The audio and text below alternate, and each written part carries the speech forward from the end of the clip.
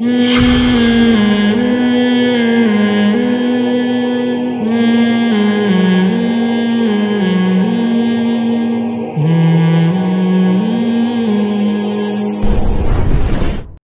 الحاقہ کی ان آیات پر درس چل رہا تھا کہ جن کا اعمال نامہ دائیں ہاتھ میں دیا گیا وہ واپس پلٹے گا، خوشی خوشی کہے گا اے لوگوں مجھے یقین تھا کہ میری اپنے حساب و کتاب سے ملاقات ہونے والی ہے۔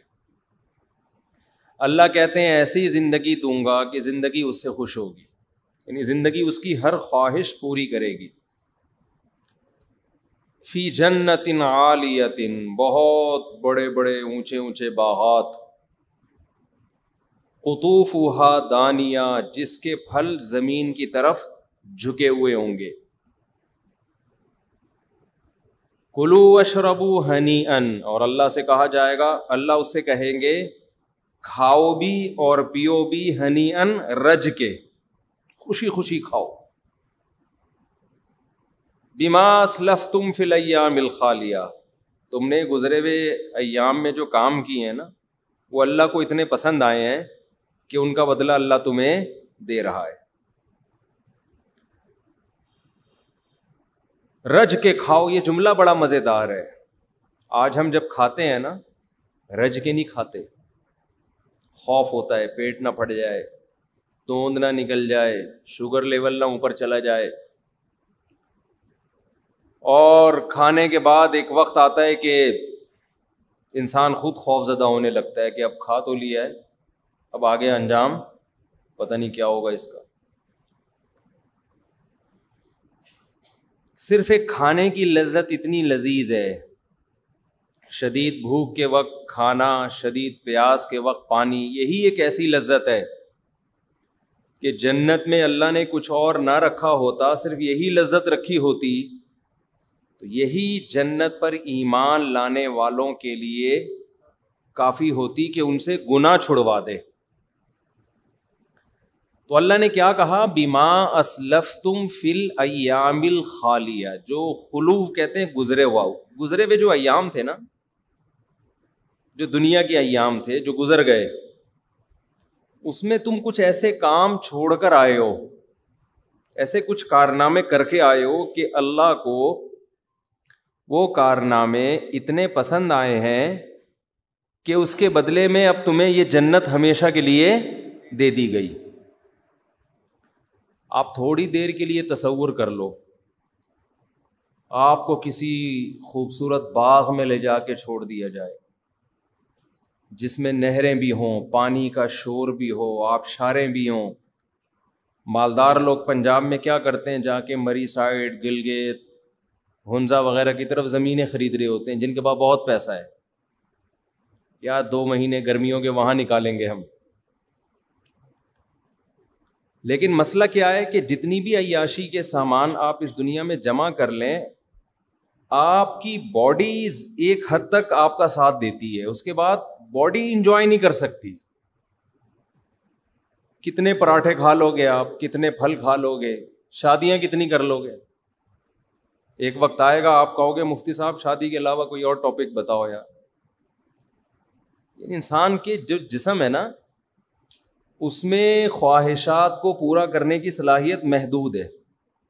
تبھی تو آپ دیکھیں یہاں جو بہت زیادہ مالدار ہوتے ہیں کوئی زیادہ عیاشیوں میں تھوڑی ہوتے ہیں، وہ لوگ یہ سمجھتے ہیں کہ جو کروڑ پتی لوگ ہیں نا یہ بہت عیاشی کر رہے ہیں، کوئی بہت نہیں کر رہے ہوتے،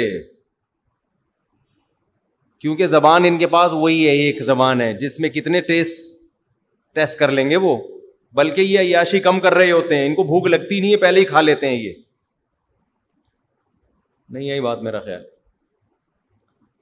بھوک کے وقت دال کے ساتھ روٹی میں جو لذت ہے نا وہ بغیر بھوک کے پیزا کھانے میں نہیں ہے۔ اور یہ جو نیچرل لذتیں ہیں نا ان کا کوئی آلٹرنیٹ دنیا میں نہیں ہے۔ ایک آدمی کو آپ لینڈ کروزر دے دیں، صبح شام اس میں گھوما کرے وہ، لیکن اس کو بھوک لگنا بند ہو جائے، وہ کہے گا مجھ سے میری لینڈ کروزر لے لو، V8 لے لو اور اپنا پیٹ مجھے دے دو کہ اس میں بھوک لگا کرے مجھے۔ ابھی آپ لوگ کو میرا خیال ہے بھوک لگ نہیں رہی، مجھے لگ رہی ہے۔ آپ لوگ کو یہ مثال زیادہ سمجھ میں نہیں آ رہی, مجھے آ رہی ہے, بلکہ ہو سکتا ہے دے ہی اسی وجہ سے رہا ہوں میں.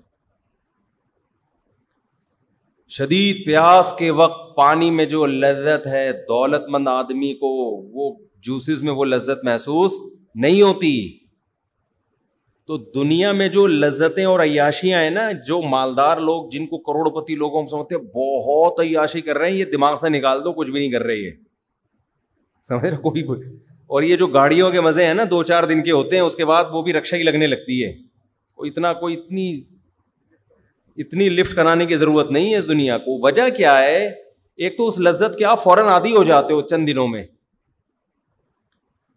بہت جلدی عادت پڑ جاتی ہے اس کی. اس سے اوپر کی چیز ملے گی تو اب خوشی ہوگی, اب اس پہ نہیں ہوتی خوشی انسان. اب میں کتنے دن سے پراٹھا کھا رہا ہوں, میں کہہ رہا ہوں یار کوئی نئی چیز ایجاد کرو یار, صبح ناشتے میں کچھ اور ایجاد کر لیں سائنسدان.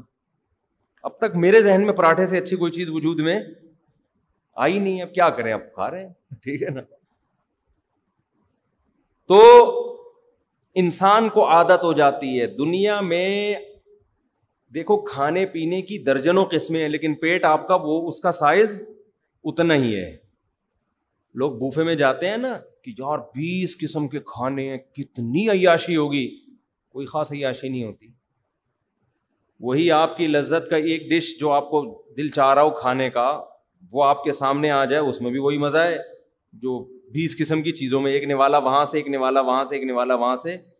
حالانکہ خرچہ اس پہ کئی گنا زیادہ ہو گیا, مگر لذت اتنی ہی ہے جتنی ایک ڈش جس کھانے کا آپ کا دل کر رہا تھا. تو اس لیے دنیا میں عیاشی عملاً ممکن ہے ہی نہیں. گناہ کر کے خام خواہ میں انسان ٹینشن پال لیتا ہے. لوگ سمجھتے ہیں نا جو نائٹ کلبوں میں جاتے ہیں, شرابیں پیتے ہیں, کیا عیاشی کی زندگی ہے. او بھائی, یہ پہلی دفعہ تو ان کو لذت آتی ہے, اس کے بعد وہ یوز ٹو ہو جاتے ہیں, پھر تھوڑی وہ مزہ آتا ہے ان کو. پھر آپ اور وہ برابر ہیں, پھر وہ اور آپ کیا ہیں, بلکہ ان کے لیے ایک الگ ٹینشن کہ اب ان کا معیار اونچا ہو چکا ہوتا ہے. اب ان کو روزانہ وہ چیزیں چاہیے, نہیں ملے گی تو وہ ٹینشن میں جائے گا. آپ نہیں جاؤ گے ٹینشن میں.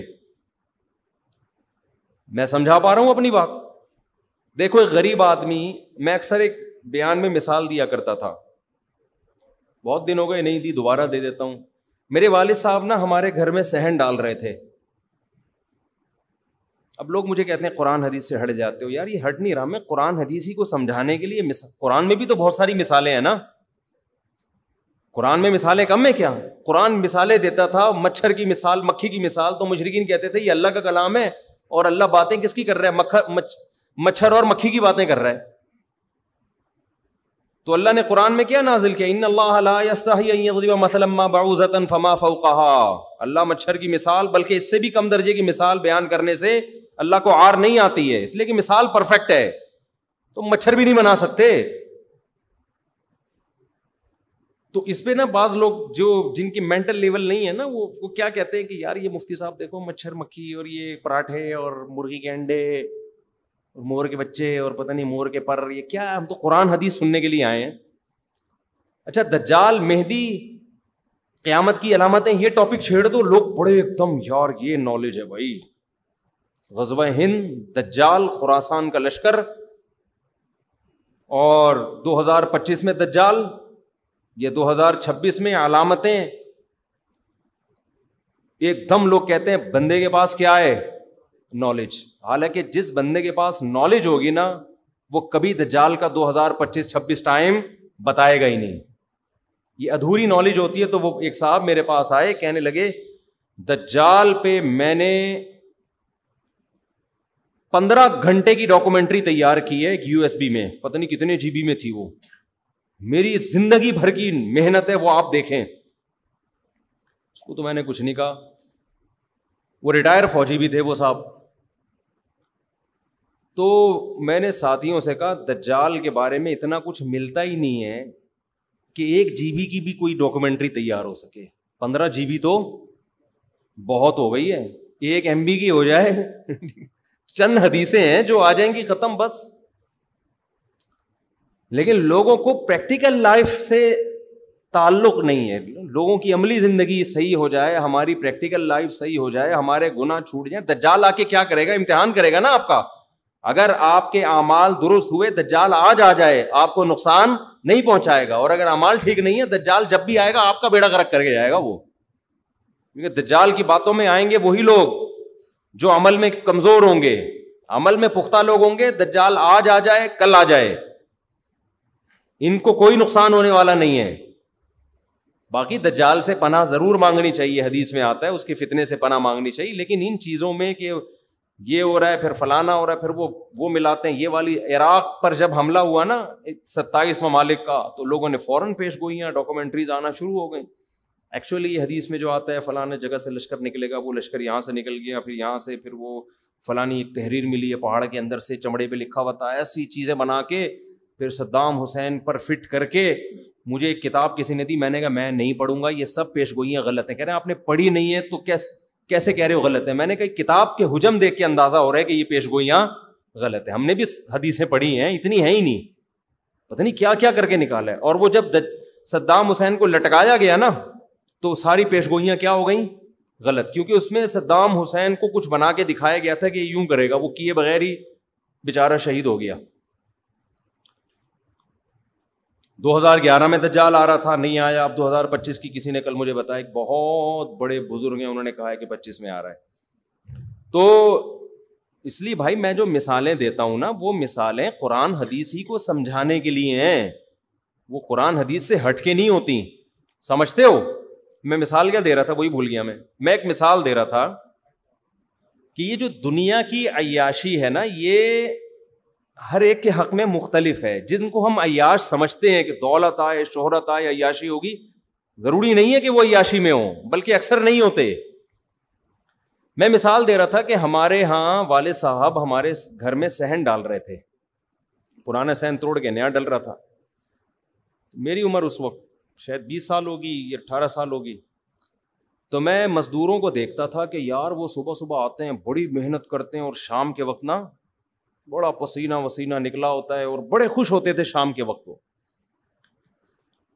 تو جب صحن ڈل رہا تھا نا, تو وہ فرش کو نہیں وہ رگڑائی کر رہے ہوتے, تو وہ بڑی مستی میں تھے مزدور لوگ. میں ان کو دیکھتا تھا یار یہ کتنے خوش ہیں. اور بہت سے مالداروں کو دیکھتا تھا ڈپریشن کے مریض بنے ہوئے. ان کو دیکھتا تھا کہ یار نہ یہ کوئی کبھی ڈپریشن کی گولی کھاتے ہیں, نہ کبھی نیند کی گولی کھاتے ہیں, نہ ان کو کبھی آ کے پوچھتے ہیں مفتی صاحب میں بہت ٹینشن میں ہوں, میرا کوئی حل بتاؤ. ان کو نہیں کبھی ہم نے دیکھا کہ کس میں ہے یہ ٹینشن میں. ایسی مستی میں ہوتے تھے. جب انسان مستی میں ہوتا ہے تو مذاق بھی سوچتا ہے نا اس کو. تو ایک دن کیا ہوا, شام کے وقت, عصر کے بعد کا وقت تھا, مغرب ہونے والی تھی, تو وہ فرش کی گھسائی کر رہے ہیں. میں نے ان سے کہا یار فرش بڑا چمکدار اور چکنا ہونا چاہیے, بالکل پلین فرش نہیں ہوتا, بڑا چمکتا ہوا, ایسا ہونا چاہیے. تو کہہ رہے ہیں ہاں بنا دیں گے ہم, ہاں بنا دیں گے. میں نے کہا اس کے لیے کیا کرنا پڑے گا؟ کہہ رہے ہیں یار سرسوں کا تیل لے آؤ, آدھا کلو سرسوں کا تیل, آدھا کلو ناریل کا تیل, اس سے چکناہٹ آ جائے گی فرش میں. میں سمجھا سیریس ہیں. اب وہ مستی چڑھی ہوئی ہے نا, ان کو چڑھی ہوئی ہے مستی. میں نے کہا یار آج تک کبھی کسی مزدور کو ہم نے دیکھا نہیں کہ وہ ناریل کا تیل ڈال رہا ہو فرش میں, کوئی جدید ٹیکنالوجی آئی ہے. پھر میں نے پوچھا یار یہ کیسے, یعنی اس کو فرش میں چکناہٹ کیسے آئے گی؟ پلین جو فرش ہوتا ہے نا, پاؤں پھسلتے ہیں جس میں ذرا اچھا لگتا ہے وہ. کہہ رہے ناریل کا تیل لے آؤ, جس طرح گھسائی ہوگی ناریل کا تیل ڈلے گا. تو میں واقعی جانے لگا, میں نے اتنی سیریس میں جانے لگا. کہہ رہے بھائی کیا کر رہے ہو؟ تو میں نے کہا پھر آپ کو یار مذاق سوچ رہا ہے, میں آپ سے سیریس کہہ رہا ہوں. کہہ رہے یار مفتی صاحب اس وقت ہم بڑی مستی میں ہوتے ہیں. انہوں نے خود کہا مجھے ہم بہت خوش ہوتے ہیں اس وقت. اچھا سوری مفتی صاحب تو نہیں مجھے اس وقت کہتے تھے, ویسے ہی مولوی صاحب یا کچھ بھی نام لے لیا ہوگا, مجھے یاد نہیں کیا کہا. انہوں نے کہا ہم بڑی مستی میں ہوتے ہیں اس وقت. میں نے کہا خیریت کیوں؟ کہہ رہے یار ہم صبح سے تھکے ہوئے ہوتے ہیں, اس وقت ہمیں ملتی ہے دہاڑی, اور تھکاوٹ سے حال ہوتا ہے برا. گھر میں بچے انتظار کر رہے ہوتے ہیں, بیوی بچے. مغرب کے بعد ہم گھر جائیں گے, نہائیں گے, دھوئیں گے, صاف ستھرے کپڑے پہنیں گے, بیگم صاحبہ نے کھانا تیار کر کے رکھا ہوگا, منجی پہ بیٹھ کے کھائیں گے. منجی نہیں ہوتی, گدے ودے مولٹی فوم نہیں ہوتا. اور منجی پہ بھی میں ایک بیان کر چکا ہوں, مولٹی فوم میں اوپر سے ہوا لگتی ہے, نیچے سے ہوا نہیں لگتی. غریب کی چارپائی میں اوپر سے بھی ہوا لگتی ہے اور نیچے سے بھی ہوا لگتی ہے. حقیقت ہے, اس میں بڑا مزہ ہے. میں تو جب بھی سفر میں جاتا ہوں نا, یہ جو ڈھابے کے ہوٹل ہوتے ہیں نا کچے منجی, وہاں بیٹھ کے کھاتا ہوں میں, کوشش یہی کرتا ہوں. ان کی بھنڈی میں بڑا ذائقہ ہوتا ہے اور ہوا نیچے سے بھی لگ رہی ہوتی, بھی بڑا فائدہ ہوتا ہے. تو خیر کہہ رہے ہیں یار ابھی ہم جائیں گے, نہائیں گے, گھر والی سالن لا کے کھانا لا کے, بھوک ان کو ٹائٹ لگ رہی ہوتی ہے نا, محنت کی ہے, پسینہ بہایا ہے, بھوک سے حالت خراب ہوتی ہے. اور بچے بھی انتظار کر رہے ہوتے ہیں, اور مغرب کے بعد کہتے ہیں ہم کھائیں گے, عشاء پڑھ کے لمبے ہو جائیں گے.